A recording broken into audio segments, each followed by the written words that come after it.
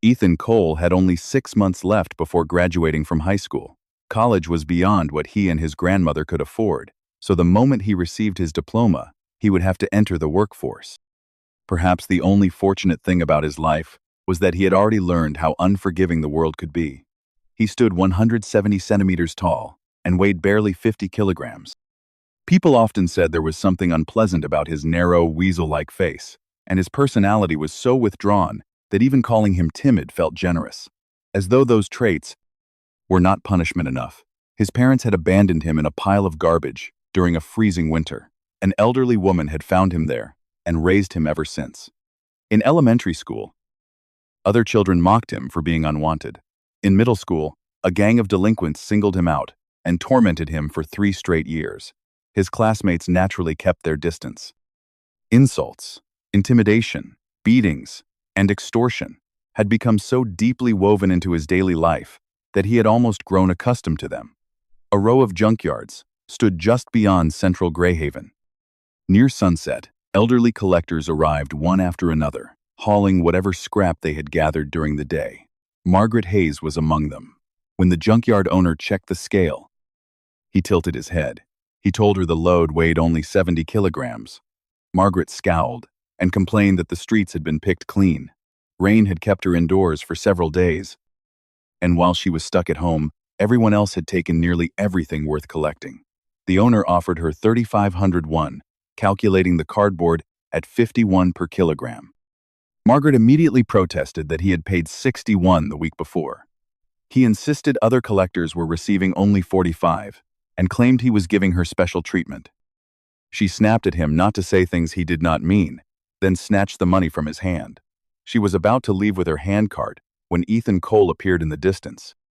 Running toward her and waving, he called out to his grandmother, and her stern expression instantly softened. She welcomed him warmly, but Ethan asked her to wait a moment. He hurried into the office, took off his backpack, and dropped it on the floor with a heavy thud. The junkyard owner asked what he had stuffed inside. Ethan explained that he had spotted a lump of metal on his way there. When the owner pulled it out, his eyes brightened. It was stainless steel. It did not weigh much, but it was far more valuable than waste paper. Ethan stared at the bill in surprise. The owner told him that since he was such a devoted grandson, he had included a little transportation fee. Ethan bowed shyly, thanked him, and quickly carried the money over to Margaret. Ethan told her she had worked hard. Margaret dismissed the praise and said he was the one who had done all the difficult work. He asked her to endure just a little longer, promising that once he found a job the following year, he would make sure she could finally live comfortably. Margaret stroked his hair with pride and said that merely hearing those words made her feel full. She went inside to prepare dinner, leaving Ethan alone on the platform. As darkness settled over the sky, the brightness vanished from his face. He thought about what had happened at school. Once again, abuse and violence had left both his body and mind exhausted. He always forced himself to smile in front of his grandmother, but lately he had begun to sense that he was nearing his limit. If nothing changed, one day he might finally collapse. Even so, for her sake, he had to find some way to graduate safely. The problem was that surviving another 6 months felt almost impossible. As he stared upward and released a deep, weary sigh, a meteor streaked across the sky. Ethan exclaimed in amazement. He had seen shooting stars on television, but never with his own eyes. Then another fell, followed by several more. One of them appeared to crash into the mountain directly behind his house. Whatever else he lacked, Ethan had never been short on curiosity. Without hesitation, he ran toward the place where the light had disappeared. He wandered through the dark mountain, searching for the impact site. The trail did not frighten him. Whenever his thoughts became too heavy, he often came there alone, so he knew the paths well. If anything, the mystery had awakened a rare excitement in him, and his eyes shone as he moved deeper among the trees. After some time, he noticed thick, acrid smoke drifting from behind a large boulder. He hurried closer and peered around it. The ground had been gouged into a shallow crater, and several objects of an unfamiliar shape lay scattered around it, each giving off smoke. Most people would have been terrified by such a strange sight, but Ethan felt no fear. He approached the wreckage and examined it carefully. The pieces looked metallic, yet they were so badly burned and blackened that even a junkyard would probably refuse them. As he searched among the debris, something caught his attention. A green glow flickered through a split in an object resembling a silver case. Wondering what it was, Ethan quickly approached. He picked up a broken branch nearby and used it to pry the case open. Inside stood something like an enormous glass container, and within it floated a substance that emitted a vivid green light. The entire scene looked like a moment from a science fiction film. Ethan hesitated, unsure what to do. Before he could make a decision, a sharp crack rang out. A fracture spread across the glass, and a cloud of vapor burst from the container. It engulfed his face. Ethan collapsed at once and lost consciousness. The ringing of his phone echoed through the mountain. A low groan escaped him as he slowly came around. His head throbbed as though needles were being driven into it, and he pressed his thumb against his temple while forcing himself upright. The glass container lay shattered nearby, but the green substance he had seen before fainting was nowhere in sight. He had assumed it was a liquid, yet perhaps it had actually been a gas. It seemed to have escaped completely when the container broke. The strange vapor might also explain the pain in his head. He decided he needed to leave immediately, just as he tried to. Stand. The phone rang again. The screen had already been smashed, so he could not see the caller, but there was only one person who ever called him. Ethan answered weakly. His grandmother demanded to know where he had gone without eating. He admitted he had climbed the mountain behind the house for a moment. Margaret scolded him for going into the mountains at night and ordered him to come down at once. Ethan obediently agreed, ended the call, and hurried home. At that same time, senior executives at Nova Helix Biotech, a famous Westland biotechnology company, were left stunned by news that the firm's spacecraft had exploded while re-entering Terra's atmosphere after a 5-year mission. Publicly, it had been presented as a space exploration vessel. In truth, illegal experiments had been carried out aboard it, and after years of waiting, the researchers were finally supposed to return with successful results. Now, every specialist involved was dead, and the products of years of painstaking work appeared to have vanished with them. The executives had nearly surrendered to despair when they received a report that tracking devices were still functioning inside several of the sample cases. Clinging to that slim hope, the company hastily assembled investigation teams and dispatched them across Aurea. The following morning, Margaret Hayes prepared breakfast as usual and called for Ethan to get ready for school. When he did not answer, she sensed something was wrong and entered his room. Margaret gently shook him and begged him to open his eyes. Ethan finally groaned and called for her. Relieved that he had regained some awareness, she asked what was wrong. He could barely answer that his throat hurt. She brought him water at once. Ethan sat up and drank greedily, emptying the entire glass in seconds. Margaret watched, with tears gathering in her eyes. Terrified that something might happen to him, from morning until evening, she repeatedly cooled his fever with wet towels. Eventually, exhaustion overcame her, and she fell asleep nearby. After midnight, Ethan's condition appeared to stabilize under her devoted care. His fever subsided, color returned to his pale face, and his strained breathing grew calm. Then, just as everything seemed to be returning to normal, a faint green light appeared around his head and spread across his entire body. Moments later, an intense green radiance burst from him. The small house became as bright as midday, but Margaret, exhausted after caring for him all day, slept too deeply to notice. The strange phenomenon continued until sunrise, then vanished without leaving a trace. Margaret awoke with a start, calling Ethan's name. She immediately placed a hand on his forehead to check his condition. To her relief, the fever was gone, and much of the color had returned to his face. She carried the wash basin outside and began preparing rice porridge for him to eat when he woke. The rhythmic sound of her knife against the cutting board eventually roused Ethan. He stretched, with a long groan. For the first time in ages, he felt as though he had slept deeply enough to become weightless. Then, he looked at the clock on the wall, and his eyes widened. Realizing he was late, he sprang to his feet and rushed out of the room. Margaret jumped when he suddenly appeared. Ethan complained that she should have woken him and tried to hurry away to wash, but she caught his arm. Margaret led him back into the room and made him sit. She asked whether he truly remembered nothing, and whether anything still hurt. Ethan insisted he felt perfectly fine. Only then did she release a long breath of relief. She explained that he had spent the entire previous day burning with fever and groaning in pain. Ethan was genuinely shocked. He had no memory of it at all. Thinking of how frightened his grandmother must have been while caring for him through the night, his eyes grew wet. Fortunately, he reached school before the first class began. The lesson happened to be taught by his homeroom teacher, Gregory Bell. The teacher looked at Ethan and bluntly asked why he had been absent the day before. Ethan lowered his head and quietly explained that he had been sick.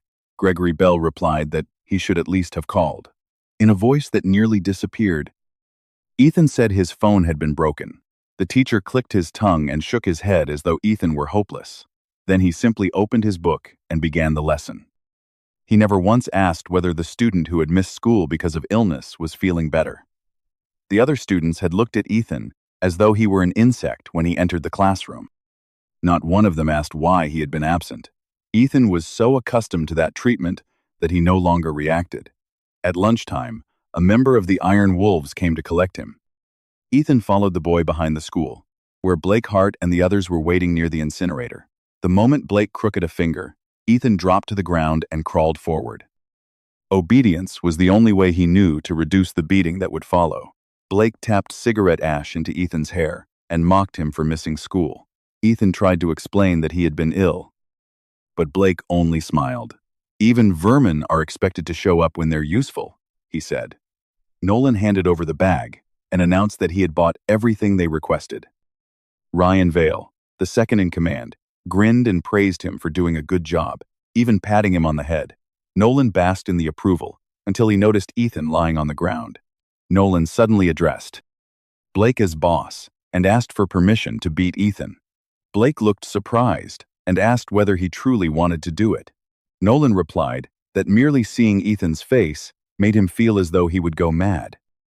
Nolan's eyes lit up. Membership in the gang would transform his school life. No one would dare look down on him again. Blake pointed at Ethan and told him to break one of the boy's arms or legs. If he did that, he would be accepted. Nolan's confidence faltered, but Blake declared that anyone who wanted to stand with them needed at least that much nerve. The others immediately joined in, insisting that he had to prove himself and that only someone capable of such cruelty would be feared.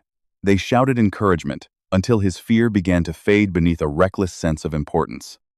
Nolan grabbed Ethan by the hair and wrenched his head backward. He told him to listen carefully. Vermin, he said, did not have the freedom to miss school. Even if Ethan was sick, he had to appear. Because Blake had almost gone without lunch, Nolan claimed he would now punish him properly. He slammed Ethan's head against the ground. Ethan cried out, while the Iron Wolves cheered and raised their thumbs. Their praise erased the last of Nolan's hesitation. He walked to the incinerator, picked up a brick, and brought it down on Ethan's right arm. A dull crack sounded, followed by Ethan's scream. Nolan laughed wildly and returned to Blake, asking whether he was now accepted. Blake nodded and announced that from that moment onward, Nolan was one of them. Ryan Vale clapped the new member on the shoulder while the others congratulated him. Ethan writhed on the ground in agony, but no one paid him any attention. As lunchtime neared its end, Blake finally approached and looked down at the broken arm with false concern. He remarked that Ethan would probably need a hospital. Then he called Nolan over and ordered him to take the injured boy to the nurse's office. Nolan hesitated, but Blake told him exactly what to say. Ethan had fallen down the stairs. Looking directly into Ethan's terrified eyes, Blake warned him not to say anything unnecessary. Ethan could only nod. Relieved that the victim would remain silent, Nolan supported him to the nurse's office. From there, Ethan was transferred to a nearby hospital. Through his tears, Ethan begged silently for power. If he could gain enough strength to protect both himself and his grandmother, he would sell his soul even to a devil. He pleaded for anyone or anything to help him. Near sunset, Margaret entered the yard with a strained groan. Ethan had not come to the junkyard, so she had dragged the loaded handcart up the hill alone. Then, she saw him lying on the platform. Margaret demanded to know what had happened. Ethan claimed he had fallen down the stairs. Upset and exasperated, she struck him lightly on the back. But, when he flinched with obvious pain, Her expression changed at once. She asked what was wrong. Ethan insisted it was nothing and forced himself to endure as he went inside. Margaret watched his retreating back, suspicion settling heavily across her face. That evening, after Ethan had fallen into a deep sleep, Margaret entered his room and carefully examined the school uniform he had worn. It was covered in dirt, and faint shoe prints remained across the fabric. Her eyes widened. Ethan's entire body was covered in bruises. Even beneath his undershirt, the discoloration was so dark that the marks showed through the cloth. Rage began to boil inside her. She had suspected something for a long time. His clothes were never clean. At first, she told herself that boys often came home dirty after playing. But whenever she found bloodstains, an ominous feeling took hold of her. The following afternoon, Ethan woke with a start. He sat up, breathing hard, and saw that it was already past 5. For a moment, anger rose toward his grandmother for not waking him. By now, she should have finished making her rounds and been on her way to the junkyard. Ethan decided to go find her. He dragged his heavy body toward the gate, then stopped. The handcart was still parked beside it. That had never happened on a clear day. Margaret did not waste good weather. Ethan stared at the cart, wondering whether she had skipped collecting cardboard altogether. Before Ethan could think further, the woman who ran a small market in the lower neighborhood came hurrying up the hill, out of breath. She told him that Margaret had collapsed and had been taken to Crestmont Medical Center. Ethan ran to the bottom of the hillside neighborhood, caught a taxi, and reached the emergency department as quickly as he could. A staff member told him that Margaret had been found unconscious in the street, bleeding from the head, with shoe prints covering her clothes. She had already been taken into emergency surgery. The news struck him like thunder. He rushed toward the operating room just as several medical workers emerged.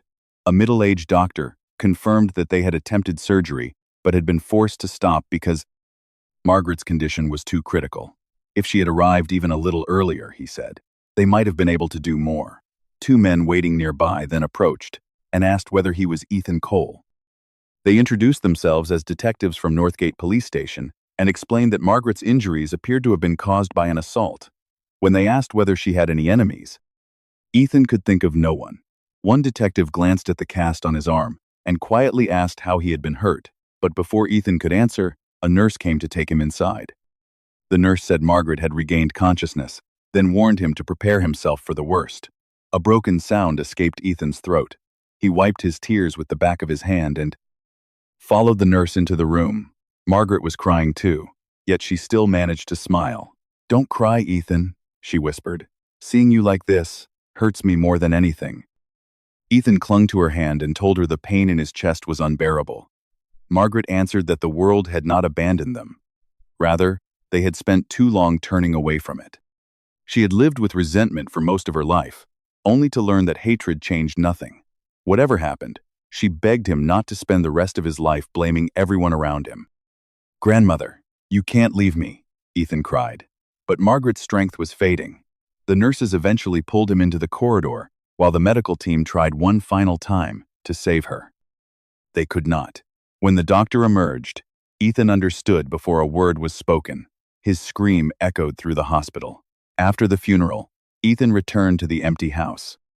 Neighbors who knew his circumstances had collected enough money to cover the hospital and funeral expenses. He sat heavily on the wooden platform and looked up at the sky. A red sunset spread above him. The next morning, Ethan woke early, dressed in his school uniform, and went to submit a leave of absence request. When he reached the faculty office, a teacher demanded to know why he had disappeared without notice. Ethan lowered his head and finally explained that his grandmother had died. The room fell briefly silent, but the sympathy did not last. News of his arrival spread through the school, and Nolan Gray soon appeared with anger written across his face. He dragged Ethan into the restroom, forced every other student to leave, then shoved him hard and asked whether he had lost his mind. Ethan did not understand. Nolan stared at him in disbelief and called him completely insane. Then he revealed what had happened. Margaret, whom he insulted as a crazy old woman, had reported the school to the education office. The complaint had thrown the entire institution into chaos. Ethan froze.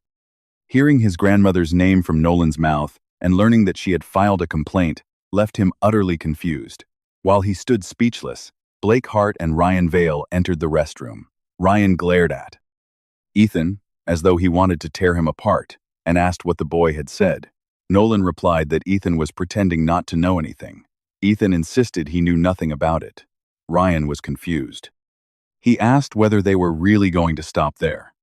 Blake answered that if Ethan knew nothing, then everything was already over. After a moment, Ryan understood whatever meaning lay beneath those words. He laughed and praised Blake's cleverness. A terrible possibility formed in Ethan's mind. He clenched his fists and asked the question directly. "Were you the ones who did that to my grandmother?" Blake stopped walking. That hesitation was enough.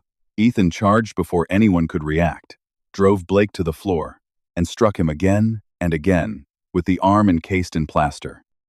"Bring her back!" he screamed. Ryan Vale and Nolan Gray dragged Ethan away. Blake staggered upright, seized a long mop, and beat him without restraint until the handle broke. Several minutes passed before Gregory Bell entered the restroom and demanded to know what they were doing. Blake cursed, told the others to leave, and threw the broken mop at Ethan before escaping with Ryan. The teacher hurried over. When he saw Ethan covered in blood, his first reaction was to grimace and complain about his own bad luck. With no one else available, he reluctantly carried Ethan on. His back to the nurse's office. The bell announcing lunchtime rang through the school. Ethan, who had been brought to the infirmary earlier that morning, regained consciousness at the sound. He opened his eyes with difficulty and realized he was lying on one of the beds. Every part of his body throbbed, yet his thoughts were consumed by Blake Hart. It had to be him. Blake must have attacked Margaret because she had reported the school to the education office. Ethan made a decision then. Even if he was beaten to death in the process, he would kill Blake Hart first. Clenching his teeth, he forced his battered body upright and started toward the door. Before he could leave, he heard excited voices in the corridor. Blake's father was the chairman of Crestmont Group. Ryan's father was both a member of the National Council and the chairman of the school foundation. With two men that powerful inside the school, chaos was inevitable. Near the end of lunch, Gregory Bell entered the infirmary with another man. It was the principal, Preston Shaw. He stared coldly at Ethan and asked whether this was the student in question. Ethan looked directly at them and said he had not been fighting. He had only struggled to stay alive. He did not mention his grandmother. In the current situation, he knew it would change nothing. Ethan insisted that Blake Hart was responsible. The teacher said they had a witness. Ryan Vale had supposedly seen everything and had even restrained Ethan before he could injure Blake more seriously. Preston Shaw clicked his tongue and called him beyond saving, just as Gregory Bell had described. Then he announced that the chairman of Crestmont Group and Assemblyman Vale had shown mercy, so Ethan would not be expelled. However, the school could not overlook violence. He would be suspended for 2 months and was expected to remain at home and reflect. Ethan ended the conversation. There was no point in saying anything more. He rose and limped from the infirmary. Students who saw him moving down the corridor began whispering. They had heard he fought Nolan Gray. Some speculated that Ethan had become jealous because a boy who once ran errands beside him had joined the Iron Wolves and begun acting superior. Others wondered why Ethan had attacked Blake Hart at all and concluded he must have wanted to die. The moment Ethan reached home, he collapsed. Whether from the beating or something else, his entire body burned like fire. He clenched his teeth and endured as long as he could. Each cough shook his upper body, and cold sweat soaked through his clothes. Eventually, the pain overwhelmed him, and he lost consciousness. The fever continued. A green light appeared around his head, then spread through every part of him.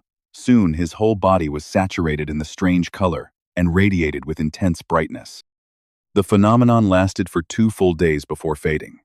Ethan remained motionless, almost indistinguishable from a corpse. An entire week passed before Ethan finally woke. He stretched as though he had merely taken a long nap, but for the first time in his life, an overwhelming desire for strength filled him. When he clenched his fists, pale green light gathered around them. Startled, he opened his hands and watched the glow disappear. The instant he tightened them again, it returned. Ethan spent the rest of the day testing the strange reaction. By nightfall, he had learned only that the light answered his concentration. When he slept, nothing else happened. The satisfaction of discovering the rule did not last long. He still had no idea why such a phenomenon was happening to him. Searching for another change, Ethan turned on GNN. Within minutes, he realized he understood every word spoken by the news anchor. A Sakurian broadcast was just as clear, and soon he was testing languages from around the world with the same result. He stared at the screen in disbelief, then opened an old mathematics textbook. Problems he had once found impossible now unfolded naturally in his mind, complete with formulas and solutions. Page after page yielded without resistance. Still unable to explain what was happening, Ethan went to a nearby bookstore and headed for the college entrance guides. Only then did he notice the people staring at him and the way his clothes pulled tightly across his body. He hurried home and stood before the mirror. His eyes were larger, his nose straighter, and the harsh angles of his once narrow face had softened into a balanced oval. His shoulders had broadened, his limbs had lengthened, and every piece of clothing he owned had become too small. The boy who had been mocked for his weasel-like appearance was gone. That evening, after spending the entire day stunned by his own transformation, Ethan sat on the wooden platform and looked at the sky. Fine dust covered the city, hiding every star behind a dull haze. It resembled the confusion inside him. Only after returning home had he realized that he had been unconscious for an entire week. Without knowing that, he had spent the day celebrating his strange abilities. As night deepened, fear finally arrived. What if he went to sleep and woke with his old appearance completely gone, replaced by the face of a stranger? At the same time, another part of him felt that perhaps he should accept everything as part of his fate. Then he remembered his grandmother's final words. Beginning the next day, Ethan moved with relentless purpose. A little over a month remained before his suspension ended. Even if he was formally allowed to return near the end of July, summer vacation would begin at the same time, meaning he would not actually attend classes until the new term. To sever himself from his former life, he visited a bank and closed the savings account he had slowly built since childhood. The total was less than 2 million won. After setting aside enough for basic living expenses, he went to the most respected mixed martial arts gym in the neighborhood and enrolled. The owner, Marcus Wade, assumed Ethan would be like most teenagers who trained for a week and disappeared. But seeing the boy grit his teeth and attack every exercise with desperate intensity caught his attention. 15 days later, Marcus Wade no longer regarded Ethan as an ordinary teenager. The boy's muscles were unusually elastic, his bones were thick, and his body adapted to training at a remarkable speed. With more weight and experience, he could become extraordinarily powerful. Half joking, Marcus asked whether Ethan had ever considered fighting professionally. Ethan stared at him in shock. No one had ever called him athletic before, and he had trained for only 2 weeks. Marcus laughed and told him there was no need to be frightened. He could refuse, but a body like his deserved serious thought. As the coach turned away, Ethan stopped him and asked, "Will this training make me strong enough that no one can beat me again?" Marcus looked back and asked why that mattered so much. Ethan answered quietly, "Because I never want to be helpless again." By August, a brutal heat wave had settled over the Hanaran Peninsula. Ethan trained through it without slowing down. The boy who had once stood 170 centimeters tall and weighed 50 kilograms now measured around 180 centimeters and weighed 75 kilograms, most of it lean muscle. People at the gym repeatedly asked how he had changed so quickly. Ethan could only answer that he ate rice, kimchi, and soybean paste stew, then exercised every day. The explanation became a joke among the trainees, and the smell of soybean paste stew soon drifted from his little house almost every evening. In only 2 months, he had improved enough to compare favorably with active fighters. That was why Marcus asked him every day to consider a professional career. As a former Hanaran mixed martial arts champion, the coach believed that 1 year of severe training could turn Ethan into the sport's next great prospect. One evening, Ethan sparred with Logan Reed, who was preparing for the National Rookie Championship. Logan possessed good instincts, power, and reflexes, but he ignored Marcus's warnings to maintain distance. A single kick drove him into the corner, and Ethan's follow-up combination dropped him to the canvas. Marcus threw in the towel, pulled Ethan away, and checked the fallen fighter. Logan groaned that he felt half dead. After scolding him for giving Ethan space, the coach ordered Ethan to apologize and end his training for the day. Ethan bowed and asked whether Logan was all right. The older trainee complained that Ethan had been told to go easy, then waved away the apology and demanded another spar the following day. Ethan wondered how the people at school would react when they saw him. One thing was certain: the boy they had mocked as vermin no longer existed. As Blake Hart's name passed through his mind, revenge burned in Ethan's eyes. On the morning his suspension ended, Ethan reported to the faculty office. Gregory Bell looked up, failed to recognize him, and then froze when Ethan gave his name. "Ethan Cole?" the teacher repeated. He called another teacher over, and both men stared at the tall, broad-shouldered student in disbelief. Ethan calmly explained that his suspension had ended and that he had spent the past 2 months training because he never wanted to live like vermin again. By the time he entered the classroom, whispers had already spread. Students gathered around him, comparing the transformed young man with the timid boy they remembered. Nolan Gray soon forced his way through the crowd and shouted that the vermin had returned. He ordered Ethan to follow him, but when he seized Ethan's sleeve, Ethan caught his wrist and dragged him toward the restroom instead. For a moment, Nolan was frightened. Then he remembered that he belonged to the Iron Wolves and convinced himself that Ethan was still the same weak victim. He cursed, grabbed the mop leaning against the wall, and threatened to beat him as badly as before. The sight of the mop brought back Ethan's last encounter with Blake Hart. His expression hardened. "Put it down." Nolan raised it anyway. Ethan stepped forward and asked whether he wanted to be struck before or after he explained himself. The boy's courage collapsed. He confessed that Ryan Vale had ordered him to attack Ethan previously and had promised the school would protect him. That protection had reduced an attempted beating to 7 days of restroom duty.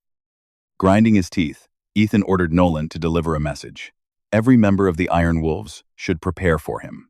The restroom incident swept through the school and quickly reached Blake Hart.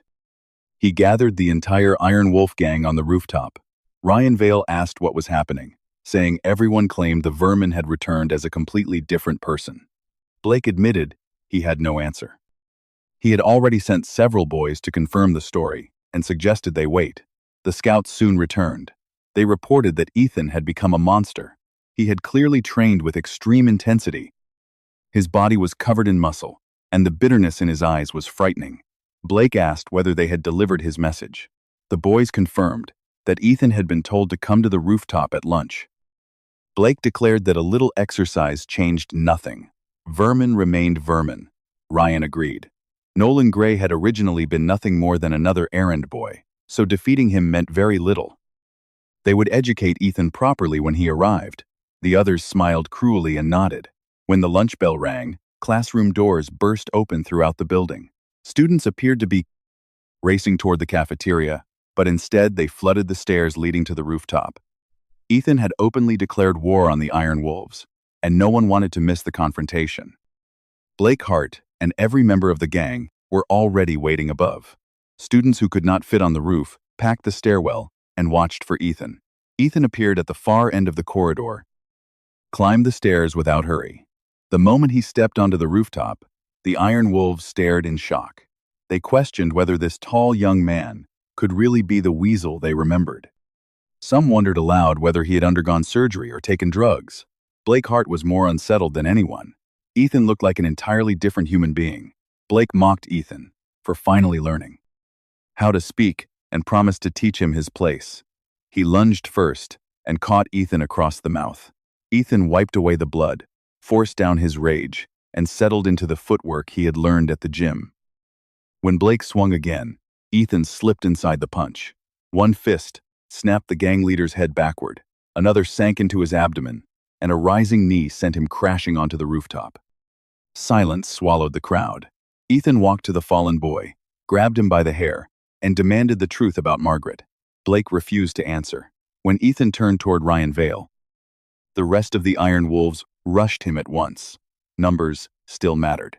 More than a dozen opponents surrounded him, and their fists and wooden clubs gradually broke through his defense. Pain spread through his body, but when two attackers collided in their eagerness to strike, Ethan seized the opening. He fought with everything Marcus had taught him: punches, elbows, knees, and headbutts. His refusal to fall frightened the gang. The first few boys fled, and the others soon lost their courage. Barely able to breathe, Ethan cornered Ryan and demanded, "Did you attack my grandmother?" "Speak." The color drained from the boy's face. Before he could answer, teachers burst onto the rooftop.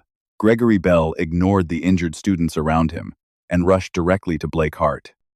When he lifted Blake onto his back, Ethan lurched forward in fury and swung. Daniel Ford intercepted him, forced him to the ground, and restrained him.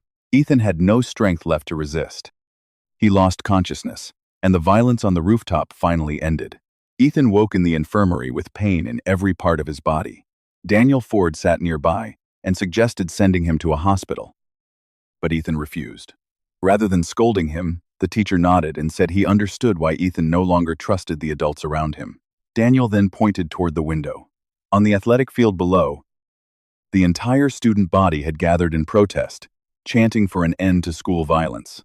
After Ethan had been carried from the rooftop, students in the corridor began shouting his name.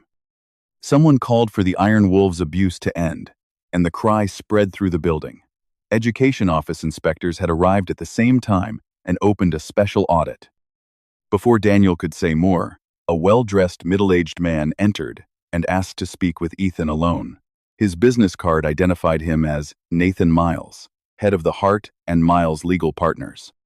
Chairman Victor Hart had sent him. Nathan Miles said the chairman wanted the matter settled amicably. By that, he meant Ethan should stop accusing Blake Hart, cooperate with the school's version of events, and allow the incident to disappear quietly. Ethan asked what would happen if he refused. The lawyer smiled and said he would use every legal method available to make Ethan pay. He even boasted that he was skilled enough to create crimes where none existed. When Ethan called the statement a threat, Nathan Miles merely advised him to think carefully. Before the education officials arrived. During the interview that followed, Ethan finally described years of abuse, his broken arm, his grandmother's complaint, and her death. One official told him that none of it should ever have been allowed to happen. At those words, the grief Ethan had held back for years broke open, and he sobbed until he could no longer speak. The following day, the school announced its first disciplinary decisions. Ryan Vale would be transferred for organizing the Iron Wolves and leading the violence. Ethan would still face punishment for fighting, but the audit and the student protest had made it impossible for the school to bury the truth as easily as before. A month passed during Ethan's suspension. His routine changed very little. He trained at the gym every day, then returned home to study. Blake Hart escaped by placing most of the blame for the Iron Wolves on Ryan Vale. He could do that because his father, Victor Hart, stood behind him. The man controlled Crestmont Group, one of the 5 largest corporations in the Republic of Honora. That influence was real power. Ethan decided he would obtain power of his own. Only then could he force Blake Hart to reveal the truth about Margaret's attack. The first step was entering university. With his school grades, he could not even approach the admissions threshold.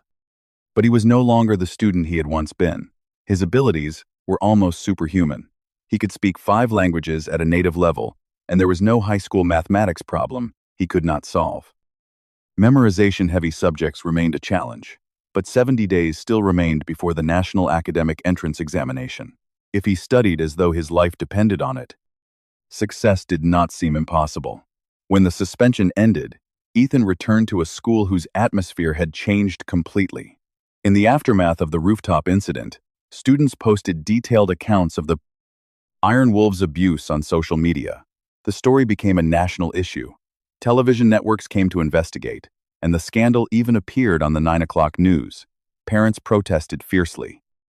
As a result, the principal, vice principal, and Gregory Bell, who had served both as the senior class disciplinary teacher and Ethan's homeroom teacher, were transferred to other schools.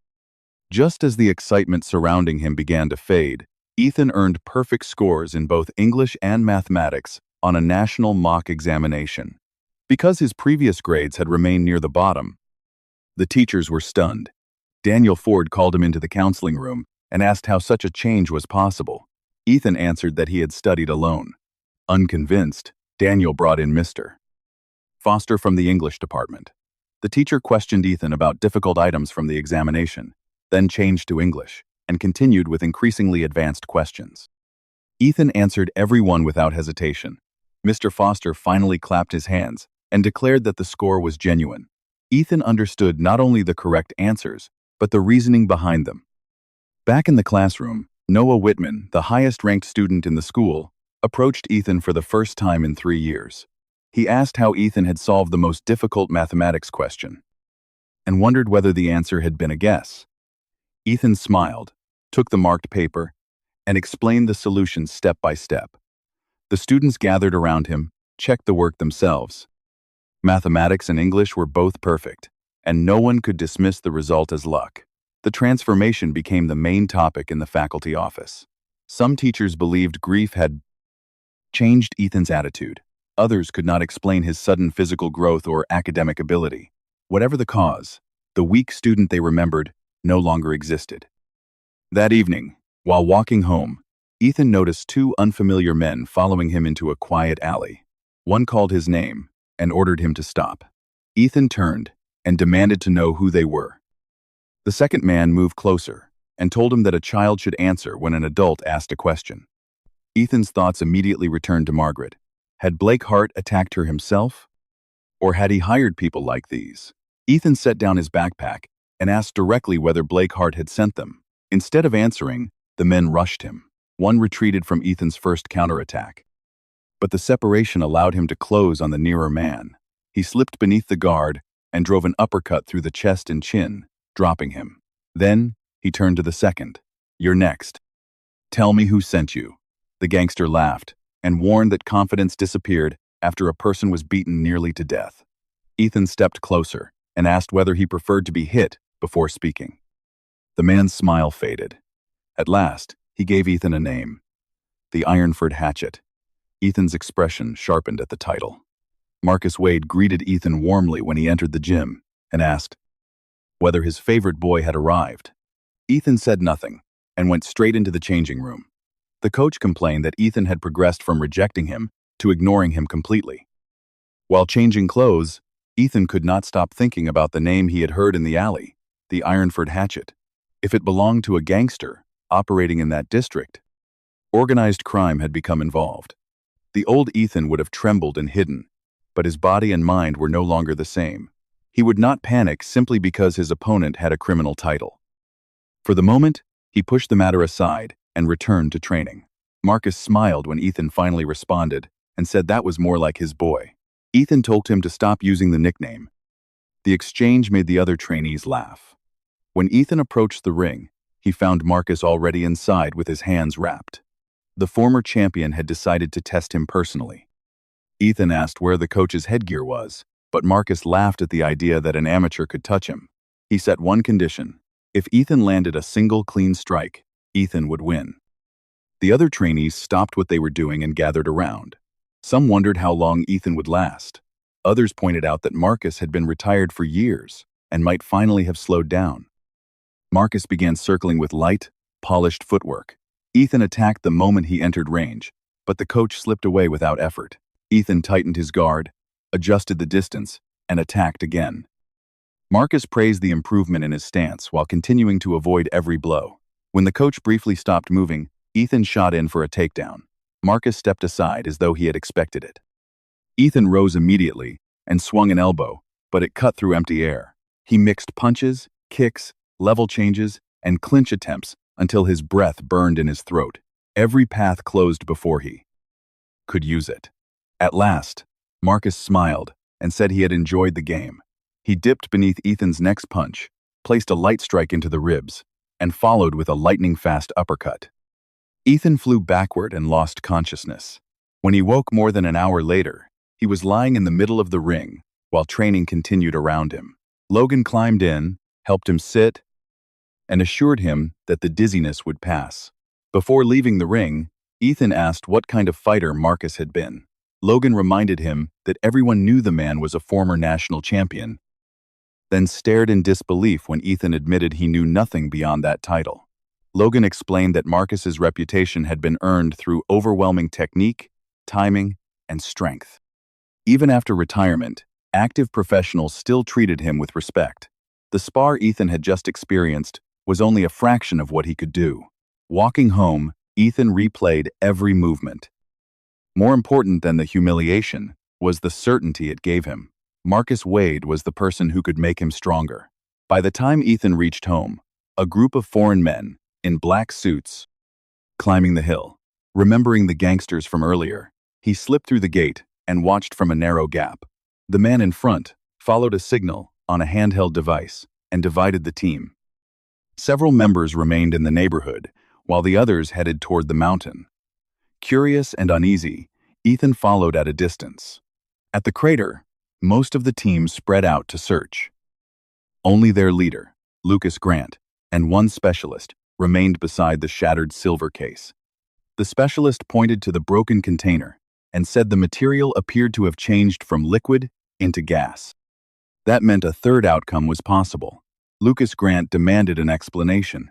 The specialist said the escaped substance might have entered a nearby animal or another living host. Lucas Grant immediately ordered a search of the mountain and the surrounding neighborhood. Ethan returned home before they could notice him, but their words would not leave his mind. Damaged sample, gaseous form, third outcome. Then the pieces came together, the meteor, the silver case, and the green light inside the glass container. Whatever Nova Helix Biotech had lost on the mountain might now be inside him. The following morning, Ethan could think of little else. He remembered the glass breaking the instant he touched it and wondered what the researchers meant by a third outcome, but no answer came. Even at lunchtime, Ethan remained lost in thought until a classmate pulled him toward the cafeteria.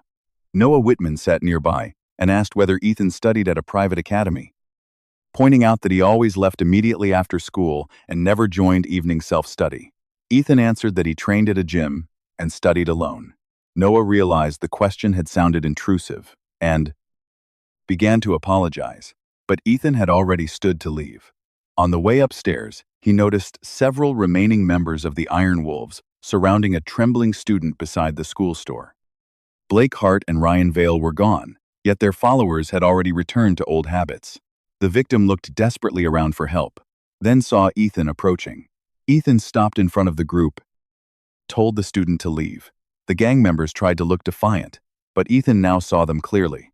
Without their leaders and the school's protection, they were weak boys, hiding behind numbers. His cold expression drained the color from their faces.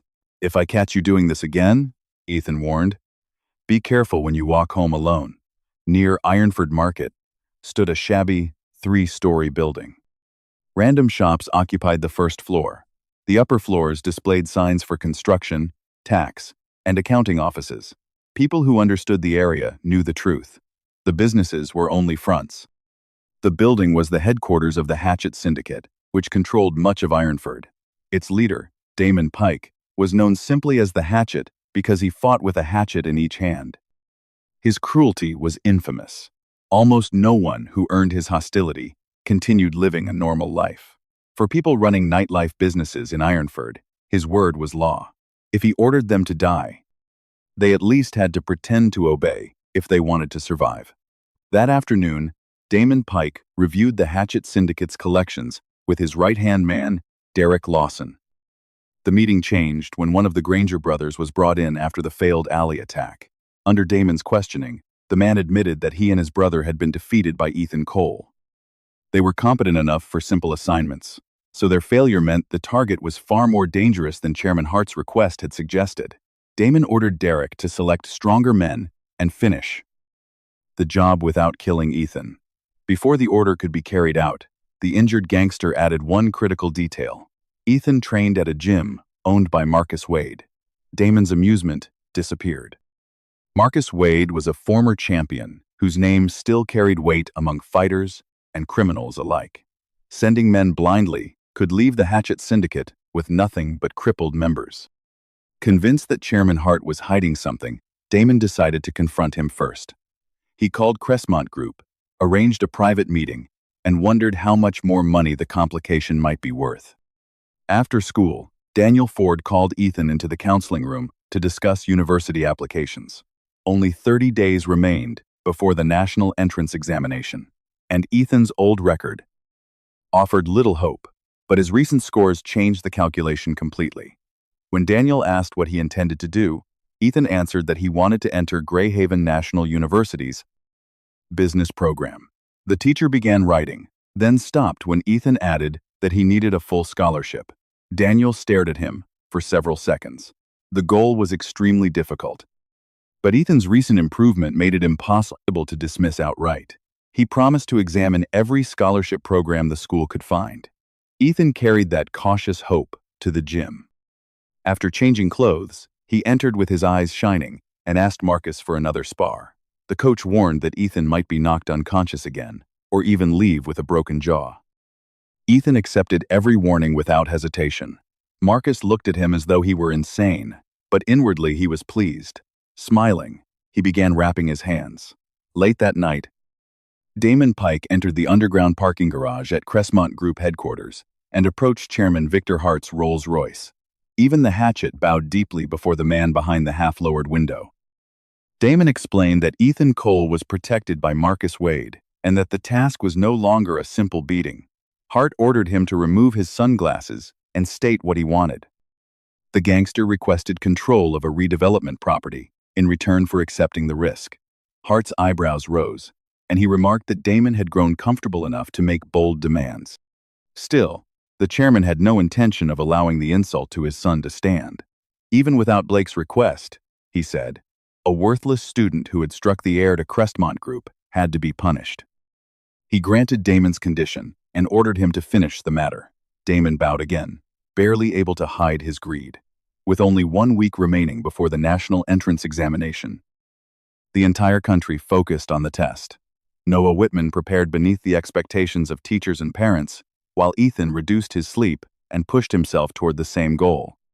When the final mock results were released, Ethan was dissatisfied. Despite another extraordinary performance, he had scored 100 in mathematics, 100 in English, and 97 in Hanaran. The remaining subjects were also strong enough to make Greyhaven National University a realistic possibility. Daniel Ford checked the sheet twice before believing it. The newly appointed principal was equally delighted and summoned Ethan to encourage him. A perfect national result, he said, would bring honor to the school. Afterward, Daniel called Ethan into the faculty room and showed him a list of scholarship programs. The most competitive award required one of the highest entrance scores in the country. But another program supported students from households receiving basic living assistance. As an orphan who had grown up under that support, Ethan met the eligibility requirements. If his examination score was strong, full tuition was nearly guaranteed. Until then, he had believed he needed to rank first in the entire university. The discovery lifted a heavy weight from his shoulders, and both he and Daniel smiled. At Nova Helix Biotech's Westland headquarters, Chairman Vincent Archer reviewed the report on the samples recovered in Honora. Every physical sample was unusable. But one notation puzzled him. The broken container appeared to have held material that had shifted into a gaseous state. Archer summoned Dr. Cedric Hale, head of the research division. Hale explained that simulations showed genetic combination was far more successful in gaseous form above 90%. The material could also alter itself according to whatever the host concentrated on, selecting genes suited to that desire. Archer was astonished, but Hale warned that the same form was nearly impossible to contain. Once released, it dispersed into the air. In Honora, the entire sample had probably escaped from the shattered vessel and entered an unknown host. The possibility filled the scientist with equal parts excitement and regret. On the morning of the national entrance examination, students across the country headed toward testing centers beneath the hopes of their families and teachers. Ethan woke 2 hours early and visited the Alder River first. Standing beside the water, he silently told Margaret that he was going to take the test and asked her to watch over him. At the testing center, other students solved practice questions or reviewed summary guides. Ethan remembered Daniel's advice not to exhaust himself at the last moment. He closed the booklet, steadied his breathing, and waited until the bell announced the beginning of the examination. While Ethan sat for the national examination, Logan Reed fought in the final of the National Rookie Championship. Marcus Wade wanted deeply to see him win, but the bout ended in a narrow decision loss. Logan had hoped to repay the coach's faith with a clear victory, so finishing as runner-up left him unable to raise his head. Marcus told him he had fought well. Logan only repeated that he was sorry. When they returned to the gym, the trainees rushed over and assumed victory was certain. They asked whether he had won by knockout and began searching for the championship trophy. Marcus shouted for silence before their excitement could deepen Logan's humiliation. Anyone who said the first syllable of the word champion, he warned, would spend a month sparring with him personally. Then the coach stormed into his office, leaving Logan to hide in the changing room. Ethan arrived after the examination and heard quiet sobbing from the back. He found Logan alone, admitted that he had been so consumed by the test that he had forgotten the match and had not even offered encouragement. Logan reminded him that the national examination had been important. When he asked how Ethan had done, Ethan answered that he did not know the result yet, but he had done everything he could just as Logan had. The fighter finally smiled, praised him, and held out a fist. Ethan bumped it with his own. At that moment, Marcus opened the changing room door and called Logan a crybaby. That evening, the three sat around a round table piled with pork belly. Marcus kept ordering more meat and eventually added soju. He poured a glass for Logan and praised the months of effort that had carried him to the final. Logan thanked him, turned his head politely, and swallowed the drink. The bitterness made him grimace. When he offered to pour for the coach, Marcus held out a large tumbler instead of a shot glass and told him to stop speaking so formally, call him older brother, and fill it. Marcus emptied the tumbler in one drink and exclaimed with satisfaction. Then, he poured a small glass for Ethan. Ethan protested that he was still a minor, but the coach insisted that one ceremonial drink would not destroy his future. Ethan tasted it cautiously. Marcus asked whether it was sweet. To Ethan, it seemed little different from water, and his answer made the older men stare before bursting into laughter. As the meal continued, Logan's mood improved. He promised to win next time. Marcus reminded him that a fighter could enter the rookie championship only once, so Logan corrected himself and vowed to bring home a professional belt instead. The coach snorted and said his present ability was nowhere near enough. Logan clenched his fist and promised to train harder. Marcus ordered him to rest for exactly 15 days, then return with a new mind and prepare for brutal training. Marcus next turned to Ethan and declared that Ethan would enter the following rookie championship and avenge the defeat. Ethan immediately objected. Logan joined the argument, explaining that he had lost by the smallest possible margin, yet he could no longer survive even one full sparring round against Ethan. At Ethan's current level, a national top 10 result was already realistic. Marcus ended the discussion by filling their glasses again. He proposed a toast to Logan's second-place finish, Ethan's examination, and the harder training waiting for both of them. Ethan had spent almost his entire life alone, sharing meat, laughter, and disappointment with people who treated him like family, filled him with a happiness he had never expected. Looking at the bright moon outside, he hoped that only good things would follow. As they left the restaurant, 5 figures emerged from the darkness and fixed their attention on Ethan. He recognized the hostility immediately and asked whether they came from Ironford. One man confirmed that Ethan was their target and laughed when he grabbed Logan's arm and told him to run. Logan refused, slapped his cheeks to clear his head, and took a fighting stance despite the injuries from his match. Ethan charged first and dropped 2 attackers in seconds. The others finally understood how. The Granger brothers had failed. One whistled, and roughly 10 more men appeared from the opposite alley. Escape might have been possible if Ethan were alone, but Logan was drunk and exhausted. Ethan kept him behind his shoulder and demanded to know whether the attack included Marcus Wade as well. The leader smiled and said the gym owner was probably being beaten somewhere else at that very moment. Rage erupted inside Ethan. Then let's finish this quickly. He attacked before the words were fully spoken. Logan joined him, but the championship and the alcohol had left him slow. Several men eventually dragged him down and broke his limbs, while Ethan was trapped behind a wall of attackers. Logan's scream tore through the alley. Ethan forced his way to him, lowered him carefully to the ground, and rose with all restraint gone. His sudden fury drove the gangsters backward. Then a blood-covered figure appeared behind them. It was Marcus Wade. The gangsters retreated instinctively. Marcus walked past their weapons and saw Logan's broken limbs. A roar like that of a wounded beast escaped him. Ethan hesitated, unwilling to leave him alone. Marcus met his eyes and gave a single order: "Take Logan to the hospital, now." Ethan obeyed. The attackers tried to pursue him, but Marcus blocked the alley. Once Ethan disappeared, the gangsters cursed and prepared to overwhelm the former champion. Marcus looked at them without fear and asked whether they had only now understood whom they had challenged. Ethan carried Logan to Crestmont Medical Center's emergency department. The fighter was taken directly into surgery, and Ethan called the police before rushing back toward the alley. By the time officers arrived, more than a dozen men lay motionless across the ground.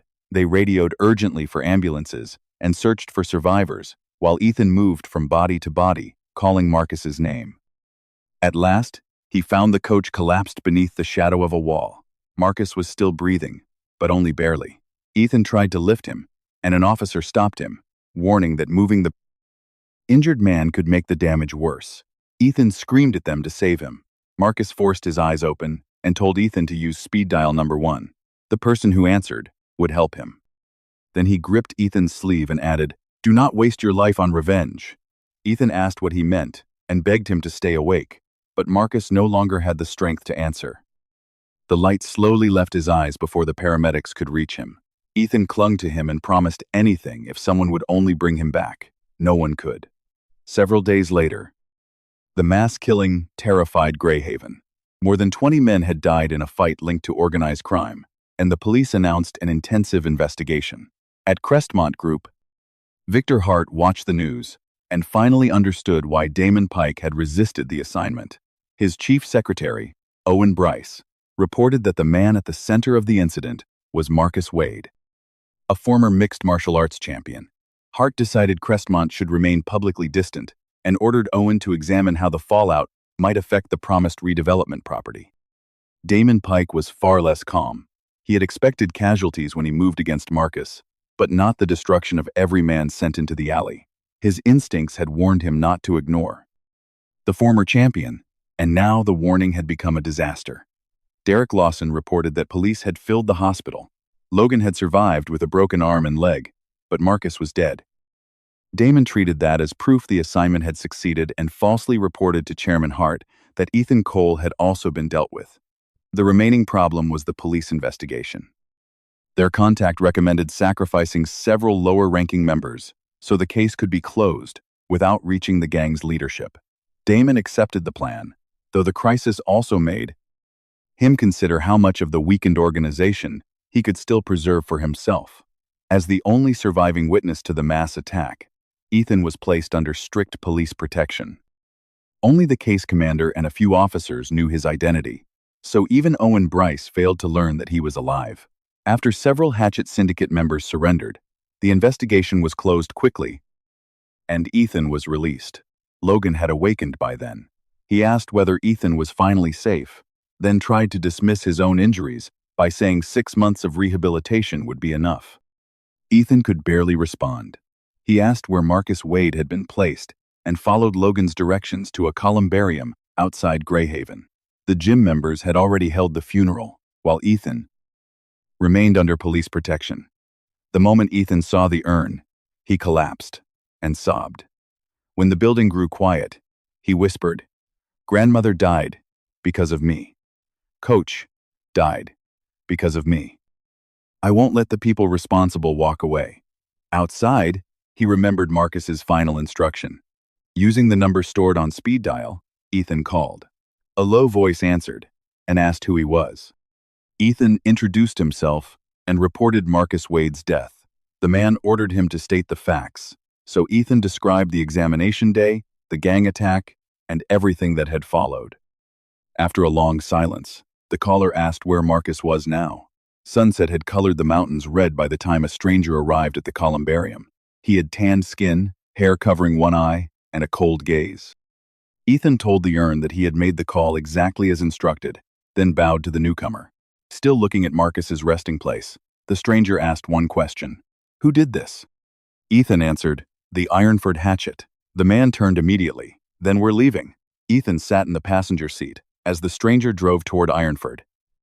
During the journey, the man questioned him about Blake Hart, the Hatchet Syndicate, and the events that had led to Marcus's death.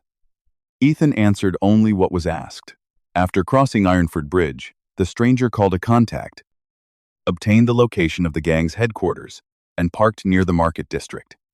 When Ethan asked whether he truly intended to enter alone, the man told him to follow quietly.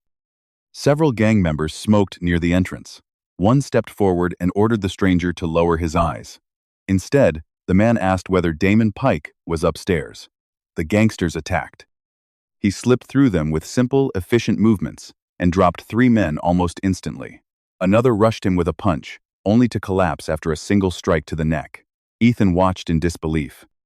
Until then, Marcus Wade had been the strongest person he knew. This stranger stood so far beyond even Marcus that comparison seemed meaningless. For the first time, revenge felt possible.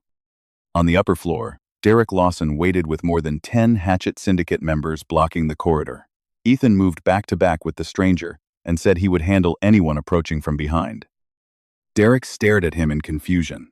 Before he could issue an order, shouting rose from the stairwell. He demanded to know what was happening, and a subordinate reported that the Comet Syndicate had arrived. A group of heavily built men climbed into view. At their front stood Rex Sullivan, known as Titan, after the Tyrannosaurus, and feared throughout Greyhaven's underworld as the King of Midnight. Even the Hatchet Syndicate members, who had been ready to attack, swallowed nervously when he flexed his fists. Damon Pike finally stormed from his office and demanded to know why the corridor was in chaos. Seeing Rex Sullivan there, he understood that the problem had grown far beyond an ordinary intrusion and shouted for his men to open a path. Rex Sullivan looked at the stranger beside Ethan and grinned, saying it was fortunate he had come personally. The Hatchet Syndicate could not move. Meteor fighters filled the stairs, while the stranger and Ethan blocked the corridor. One reckless attack could turn the building into a battlefield. Damon tried to force his way forward. The stranger struck once and sent him against the wall, wiping blood from his mouth. Damon glared and demanded a reason. The stranger answered with one name, Marcus Wade. Damon's eyes widened. At last, he understood why the man had come.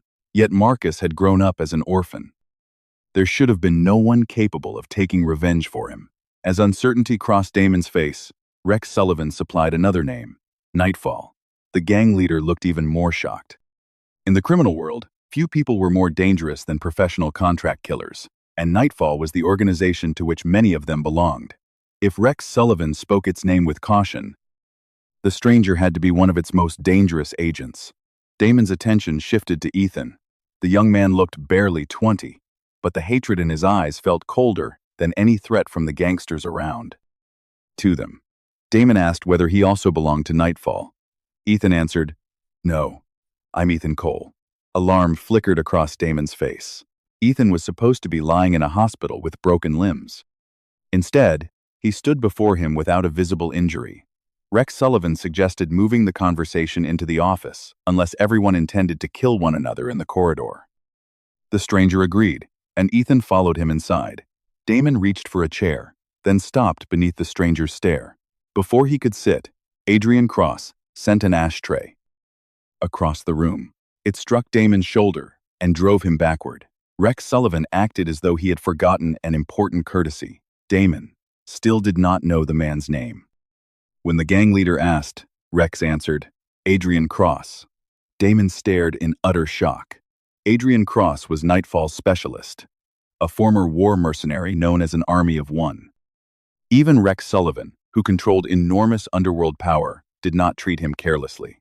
The man standing before Damon was someone against whom numbers meant almost nothing. Damon thought only about staying alive. Under Adrian Cross's questioning, he confessed that Chairman Victor Hart of Cressmont Group had commissioned the original attack on Ethan Cole. Ethan's jaw tightened. He had believed Blake Hart alone was responsible, but the order had come directly from the father. Rex Sullivan was equally surprised. and asked whether Damon truly meant Chairman Hart. Damon confirmed it, speaking respectfully now that he understood whom he faced. Adrian Cross then asked whether Victor Hart had also ordered Marcus Wade's death. Damon hesitated. Marcus had never been part of the chairman's request. If he told the truth, his own responsibility would become obvious. Before he could choose a lie, a cup struck him in the solar plexus. He folded forward with a groan. In Adrian Cross's hands, even an ordinary object became a weapon. Adrian Cross ordered him to stand, drew a folding knife from beside his shin, and drove it into the table. The next throw, he warned, would enter Damon's skull. The gangster turned pale. Adrian Cross repeated the question. Had Victor Hart ordered Marcus's death, or had Damon acted on his own? Damon chose survival and tried to place everything on the chairman. He insisted Hart had ordered the entire operation. Rex understood enough to recognize the lie, but he remained silent and watched. Adrian Cross decided how far to push. For Adrian Cross, the situation had become more complicated. Killing one gangster would be easy.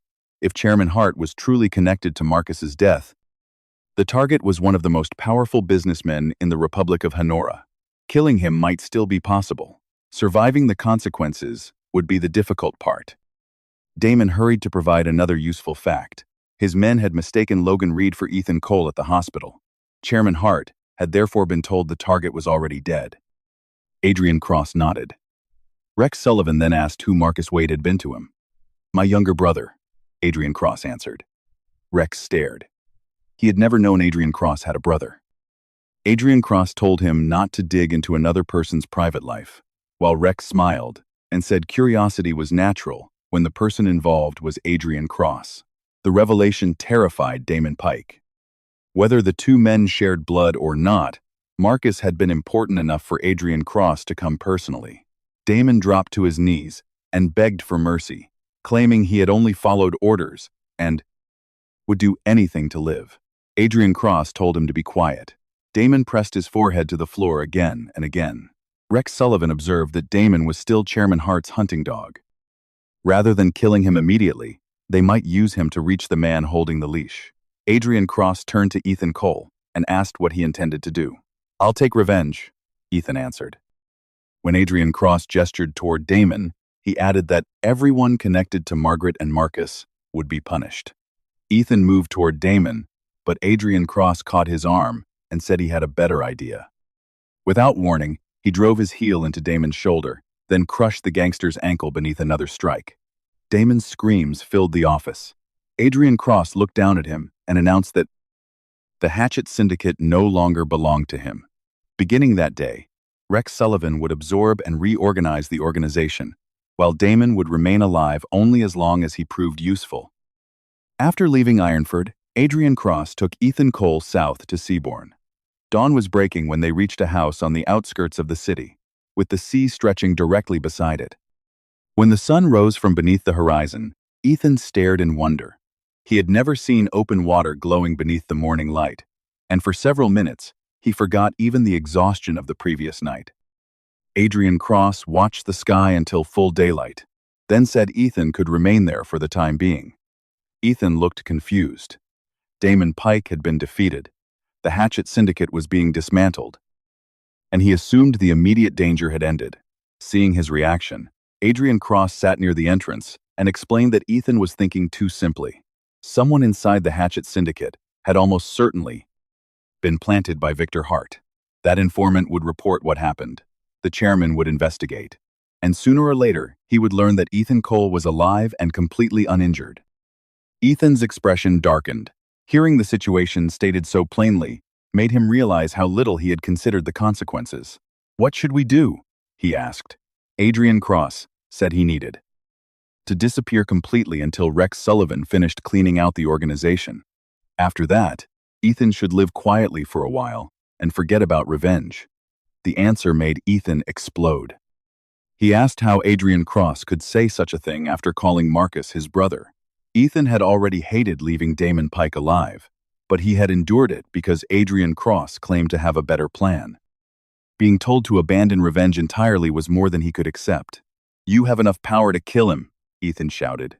"How can you simply walk away?" Adrian Cross ordered him to lower his voice.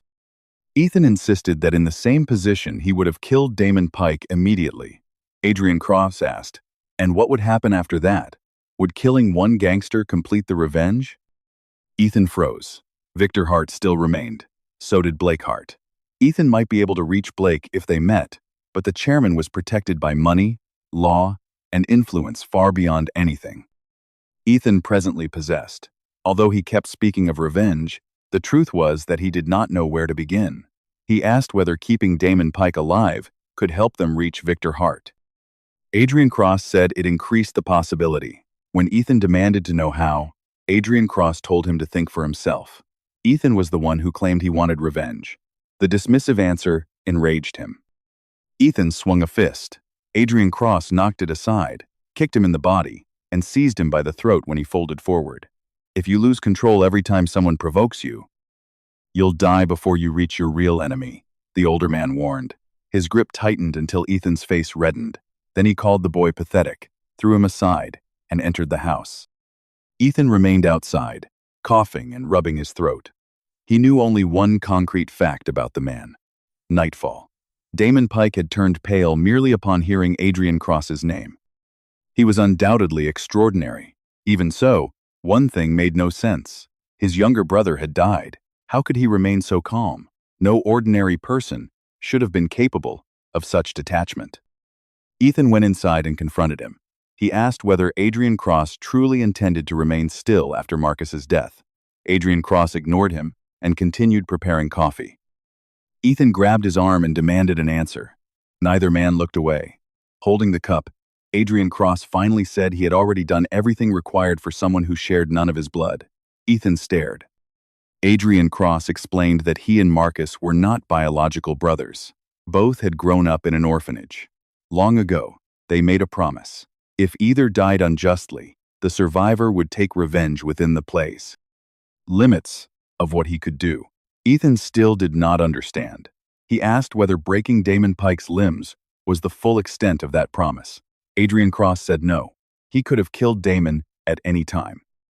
The only reason he had not was that Ethan Cole had declared his intention to take revenge personally. Ethan asked how his revenge could possibly be related to allowing Damon to live. The answer was simple. Damon Pike might become a path to Victor Hart. After the chairman was dealt with, it would not be too late to finish the gang leader. At last, Ethan understood. Adrian Cross had delayed his own revenge because keeping Damon alive might help Ethan reach the true enemy. The room became quiet while Ethan organized his thoughts, and Adrian Cross drank his coffee. Eventually, Ethan asked what he should do. Adrian Cross answered immediately, "Gain power." When Ethan asked how, the older man told him to learn exactly what kind of person Victor Hart was. Once he understood the man, he could decide what kind of strength, influence, and allies were needed. A method would emerge from that knowledge. Before entering his room, Adrian Cross added one final warning. He hated being touched, and he hated whining. Ethan would need to remember both if they were going to live together. Left alone in the living room, Ethan leaned back on the sofa and stared at the ceiling. Revenge had not become easier, but for the first time it had begun to take the shape of a plan. The day the national examination scores were released, Noah Whitman kept glancing at Ethan's empty seat. The other students wondered whether Ethan knew the results were being announced and remembered that no one had a working number for him. Daniel Ford entered with a broad smile. After quieting the class, he asked whether they believed anyone could earn a perfect score on an examination considered unusually difficult, especially in mathematics and English. He announced that only 2 perfect scorers had emerged nationwide. First, he named Noah Whitman, and the classroom erupted. Then he revealed that the second was Ethan Cole, from the same class. The cheering became even louder. Students called it a miracle, and wondered how the boy once ranked near the bottom had become one of the best examinees in the country. After distributing the score reports, Daniel learned that a television crew would visit the following day to interview both students. He opened the student directory, found Ethan's address, and went to the Hillside house that afternoon. The gate was locked, so he decided to return early the next morning. At Crestmont Group, Owen Bryce received a report from an informant inside the former Hatchet Syndicate and went directly to the chairman's office. Victor Hart stood at the window overlooking the city. Owen told him that Damon Pike had fallen and that Rex Sullivan's Comet Syndicate had absorbed the organization. Damon was hospitalized with a broken arm and leg, and the redevelopment property had not yet been transferred. The chairman remained calm until Owen revealed that Damon's earlier report had been false. The injured man identified at the hospital was Logan Reed, not Ethan Cole. The secretary admitted they still did not know where Ethan was or who had protected him. Hart decided not to enlarge the problem. Without more information, Blake already believed Ethan was dead, and provoking Rex Sullivan openly would create unnecessary risk. They would withdraw for the moment and investigate quietly. As for replacing Damon Pike, Hart no longer believed he needed an established gang. A more controllable candidate could be kept close and allowed to build power under Crestmont's direction. Owen bowed and accepted the order.